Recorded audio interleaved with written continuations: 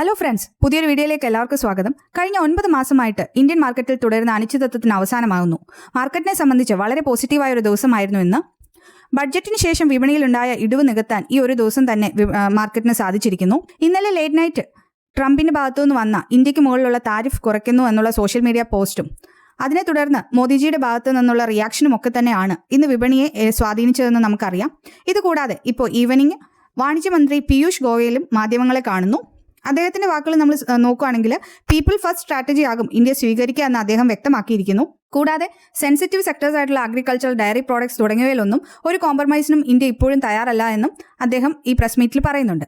കൂടാതെ ഓയിൽ പർച്ചേസിന്റെ കേസിലും market പ്രൈസിനെ base ചെയ്തിട്ടായിരിക്കും ഏറ്റവും കൂടുതൽ റീസണബിൾ പ്രൈസിൽ ആര് ഇന്ത്യക്ക് ഓയിൽ തരുന്നു എന്നതിനെ ബേസ് ചെയ്താവും ആരുടെ കയ്യിൽ നിന്ന് ഓയിൽ പർച്ചേസ് ചെയ്യണമെന്ന് ഇന്ത്യ ഡിസൈഡ് ചെയ്യുക എന്നാണ് അദ്ദേഹം ഈ പ്രസ് മീറ്റിൽ പറഞ്ഞിരിക്കുന്നത്.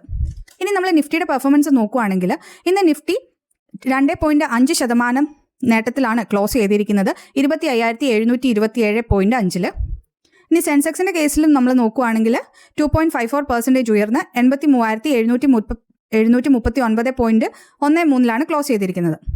ബാങ്ക് നിഫ്റ്റിയുടെ കേസിലും 6,041.3, അതായത് ഏകദേശം 2.43% വർധനവാണ് ഉണ്ടായിരിക്കുന്നത്. ഇനി നമ്മൾ സെക്ടർ വൈസ് പരിശോധിക്കുകയാണെങ്കിൽ ഇന്ന് എല്ലാ സെക്ടേഴ്സും പോസിറ്റീവിലാണ്. എന്നിരുന്നാലും Nifty reality, Nifty metals, Nifty pharma, അതുപോലെ നിഫ്റ്റി കെമിക്കൽ തുടങ്ങിയവയൊക്കെയാണ് ഇന്നത്തെ റാലി ലീഡ് ചെയ്തിരിക്കുന്നതെന്ന് കാണാം. കൂടാതെ സ്മോൾ ക്യാപ്, മിഡ് ക്യാപ് ഇൻഡിസസും ഇന്ന് 2% നേട്ടമുണ്ടാക്കിയിട്ടുണ്ട്. ഇനി ഇന്ത്യയുടെ മുകളിലുള്ള താരിഫ് 50% നിന്ന് 18% കുറയുമ്പോൾ എന്താണ് ശരിക്കും ഇന്ത്യക്ക് ഉണ്ടാകുന്ന അഡ്വാൻറ്റേജ് എന്ന് മനസ്സിലാക്കണമെങ്കിൽ നമ്മൾ ഈ ഇന്ത്യയുടെ താരിഫിനെ അതിൻ്റെ കോമ്പറ്റേറ്റേഴ്സുമായിട്ട് അല്ലെങ്കിൽ പിയർ ഗ്രൂപ്പുമായിട്ടൊന്ന് കമ്പയർ ചെയ്യണം. അതിൽ മെയിൻ പ്ലെയർ എന്ന് പറയുന്നത് ചൈനയാണ്. അപ്പോൾ US ചൈനയ്ക്ക് മുകളിൽ ഇപ്പോൾ ചുമത്തിയിരിക്കുന്ന താരിഫ് എന്ന് പറയുന്നത് 30 to 35% ആണ്. എന്നാൽ ബംഗ്ലാദേശിൻ്റെയും വിയറ്റ്നാമിൻ്റെയും കേസിൽ ഇത് 20% ആണ്. തായ്ലൻഡ്, ഫിലിപ്പീൻസ്, മലേഷ്യ പോലെയുള്ള രാജ്യങ്ങളുടെ മുകളിലുള്ളത് 19% ആണ്. എന്നാൽ ബ്രസീലിൻ്റെ മുകളിലാകട്ടെ ഇപ്പോഴും അത് 50% തുടരുകയാണ്. അപ്പോൾ ഇന്ത്യയുടെ ഒരു പ്രോഡക്റ്റ് US മാർക്കറ്റിൽ വിൽക്കുമ്പോൾ ചൈനയ്ക്ക് ലഭിക്കുന്നതിനേക്കാൾ ഏകദേശം 15 മുതൽ 20% കൂടുതൽ ലാഭം ഇന്ത്യൻ പ്രോഡക്റ്റിന് അല്ലെങ്കിൽ ഇന്ത്യയുടെ ഒരു പ്രോഡക്റ്റ് വിൽക്കുമ്പോൾ കിട്ടുന്നു എന്നതാണ് ഇതിൻ്റെ ഏറ്റവും വലിയ അഡ്വാൻറ്റേജ്. ഇനിയും ഏതൊക്കെ സെക്ടേഴ്സിനാണ് ഇത് ഏറ്റവും കൂടുതൽ നേട്ടമുണ്ടാക്കുക അല്ലെങ്കിൽ ഏറ്റവും കൂടുതൽ ഈ ഒരു ട്രേഡ് ഡീലിൻ്റെ ബെനിഫിറ്റ് കിട്ടുക എന്ന് നമുക്ക് നോക്കാം.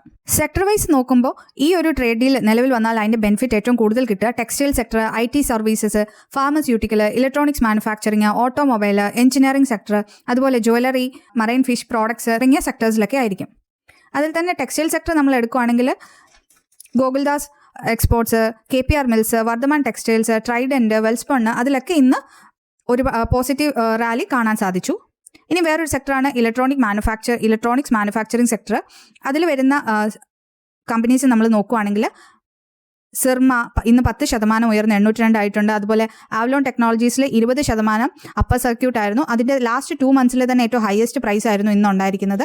കൂടാതെ ഈ ഒരു EMS സെക്ടറിലുള്ള മറ്റ് കമ്പനീസ് എന്ന് പറയുന്നത് Dixon technologies, Kaynes technology, amber enterprises, PG ഇലക്ട്രോപ്ലാസ്റ്റ് തുടങ്ങിയവയാണ്. ഇനിയും ഈ ഒരു പുതിയ ട്രേഡ് ഡീലിൻ്റെ അഡ്വാൻറ്റേജ് കിട്ടുന്ന മറ്റൊരു സെക്ടർ ഫാർമസ്യൂട്ടിക്കൽ സെക്ടറാണ്. അതിലും ഓറോ ഫാർമ, സൺ ഫാർമ തുടങ്ങിയവയിലൊക്കെ ഇന്ന് വളരെ പോസിറ്റീവ് അപ്സൈഡിലൊരു റാലി വിസിബിൾ ആയിരുന്നു. സോ ഈ താരിഫിനെ സംബന്ധിച്ചിട്ടുള്ള ന്യൂസ് ഓവറോൾ മാർക്കറ്റിൽ ഒരു പോസിറ്റീവ് സെന്റിമെന്റ്സ് ക്രിയേറ്റ് ചെയ്തിട്ടുണ്ട് എന്നുള്ള കാര്യം വ്യക്തമാണ്. അതുപോലെ ഇൻവെസ്റ്റേഴ്സിന്റെ കോൺഫിഡൻസ് കൂട്ടാനും ഈ ഒരു ന്യൂസ് അല്ലെങ്കിൽ ട്രേഡിൽ ഹെൽപ്പ് ചെയ്തിട്ടുണ്ട്. എന്നിരുന്നാലും ഇതൊരിക്കലും ഒരു ട്രെൻഡ് അല്ല. സോ ഇപ്പോഴും സ്റ്റോക്ക് സ്പെസിഫിക് ആയിട്ടും അതുപോലെ നമുക്കറിയാം റിസൾട്ട് സീസൺ ആണ്. അപ്പോൾ റിസൾട്ട് ഓറിയൻറ്റഡ് ആയിട്ടുമൊക്കെ ട്രേഡ് എടുക്കാൻ നിങ്ങൾ ശ്രദ്ധിക്കണം. കുറഞ്ഞ താരിഫ് വരികയാണെങ്കിൽ അതിൻ്റെ അഡ്വാൻറ്റേജ് കിട്ടാൻ സാധ്യതയുള്ള സെക്ടേഴ്സ്, അതായത് textile, IT services, pharmaceutical, electronics manufacturing, jewellery, engineering തുടങ്ങിയ സെക്ടേഴ്സിലൊക്കെയുള്ള കമ്പനീസിനെ നിങ്ങൾക്ക് നിങ്ങളുടെ വാച്ച് ലിസ്റ്റിലേക്ക് ഇപ്പോൾ ആഡ് ചെയ്ത് വെക്കാവുന്നതാണ്. പിന്നീട് അതിൻ്റെ ഫണ്ടമെൻ്റൽസും അതുപോലെ അതിൻ്റെ വാല്യുവേഷനും ഒക്കെ നോക്കിയിട്ട് ഒരു ഡിപ്പ് വരുമ്പോൾ നിങ്ങൾക്ക് ഫ്രഷ് ആയിട്ട് എൻട്രി എടുക്കാവുന്നതാണ്. ഇനി നിങ്ങൾക്ക് ഇൻവെസ്റ്റ്മെൻറ്റ് സംബന്ധമായ എന്തെങ്കിലും സംശയങ്ങളുണ്ട് അല്ലെങ്കിൽ അഡ്വൈസ് വേണമെന്നുണ്ടെങ്കിൽ ഞങ്ങളെ കോൺടാക്ട് ചെയ്യാവുന്നതാണ്. കോൺടാക്ട് ഡീറ്റെയിൽസ് ഡിസ്ക്രിപ്ഷനിൽ കൊടുത്തിരിക്കാം. താങ്ക്